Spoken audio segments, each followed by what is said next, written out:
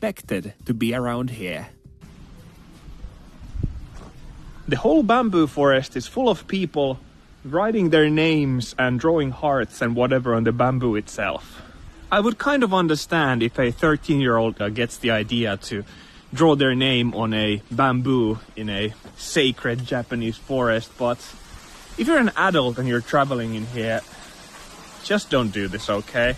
Now, I probably wouldn't put someone in the jail for this, but I wouldn't mind seeing them give out some small penalties for the people who do this, because as of right now, it seems like there's no formal law against it. What they've done instead is that they've restricted some areas in the bamboo grove, and this is the worst option for everyone, because I'd like for us to be able to visit the place in the future too. My general rule is that when I'm a visitor in someone's house, when I leave it cleaner than it was when I came in, and I do the same thing when I'm a visitor in Kyoto.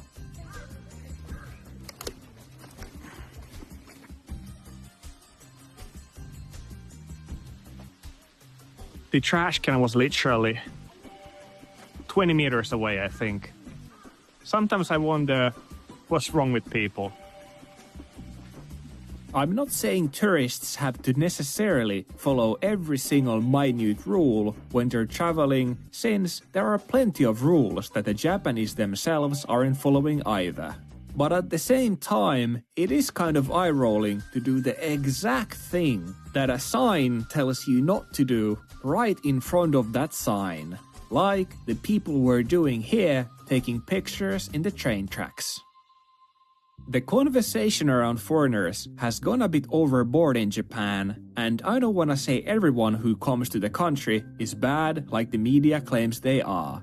Right now, the Japanese media likes to blame anything and everything on foreigners. Like when they blamed foreigners for eating all the rice in the country, and just yesterday, I saw a news clip about how foreigners are bad for bringing their suitcases onto the bus. Which is something that the Japanese do all the times themselves too. There's a lot of ridiculousness going around the tourism discussion, which we're going to talk about more real soon. But at least for now, as the mediator between the tourist and the Japanese, the one thing I can say is that I hope people try to respect the bamboo around Arashiyama, because the locals clearly don't like people putting their names on them.